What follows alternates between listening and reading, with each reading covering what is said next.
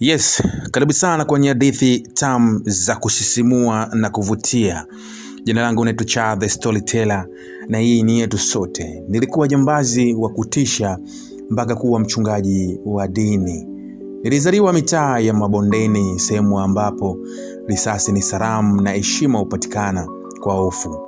Baba yangu alikuwa mlevi, mama alitoweka nikiwa na miaka 4. Nililelewa na barabara, usiku nililala kwa maduka, mchana niliiba ili nishibe. Nilipofikisha miaka 17, nilikuwa tayari nimeua mtu wa kwanza. Sikuogopa damu. Nilikuwa maarufu kwa jina la singo la kifo. Polisi walinitafuta, watu walinikwepa. Nilitawala mitaa kwa bunduki, matusi, pamoja na macho ya kutisha. Hakuna jambazi aliyeweza kunikabili. Nilikuwa pepo mwenye mwili. Lakini siku moja tukifanya uvamizi mkubwa benki ya mjini, mambo yaliharibika. Risasi zililia, watu walikufa, nami nikakimbia, nikavuja sana damu. Niliishia kwa mzee mmoja kule mlimani, mzee aliyevaa kanzu nyeupe, mwenye macho ya amani. Alinipokea bila kuuliza jina. Kila siku alinifundisha kuhusu msamaha, upendo na nguvu ya Mungu. Nilijaribu kumpuuza, lakini maneno yake yalichoma nafsi yangu kuliko risasi ya bastola. Niliota ndoto usiku, damu, moto na sauti ya Mungu kisema, chagua uzima au uendelee kuwa kivuli cha shetani. Hayo ni maneno ambayo niliyasikia nikiwa usingizini naota. Nililia kwa mara ya kwanza baada ya miaka 15. Nilivua bastola, nikavunja misuli ya chuki moyoni. Nilikaa miaka 2 mle kwa mzee yule.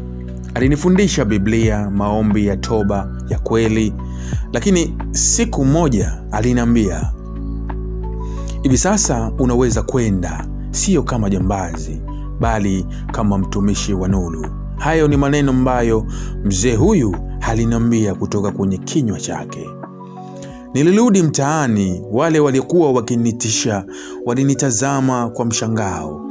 Nilisimama kwenye kona ile ile niliyowahi kuua mtu, nikahubiri kuhusu maisha mapya. Polisi walikuja kunikamata, lakini watu walipata sauti wakisema, huyu si jambazi tena, ni mchungaji wetu. Leo ninahubiri kila Jumapili. Nilijenga kanisa pale pale nilipokuwa napanga mipango ya uhalifu. Vijana wengi waliokuwa kwenye genge langu sasa ni wachungaji pia. Nimeandika vitabu kutoka jela hadi madhabahuni. Sauti yangu sasa ni ya vitisho bali vya tumaini. Wanaoniita sasa wanasema, mchungaji singo alishinda giza. Jina langu naitwa Cha the Storyteller na hii ni hadithi yetu fupi kabisa ambayo nimekusogeza katika siku ya leo. Kama kweli umeipenda, hebu shusha comment yako chini na uniambie kama kweli umependa au umevutiwa nayo. Lakini kabla hujaweza kuendelea na kuweza kuiangalia video hii, basi kitu cha kwanza kabisa uweze kusubscribe, kushare na kucomment katika channel yetu ya Cha the Storyteller.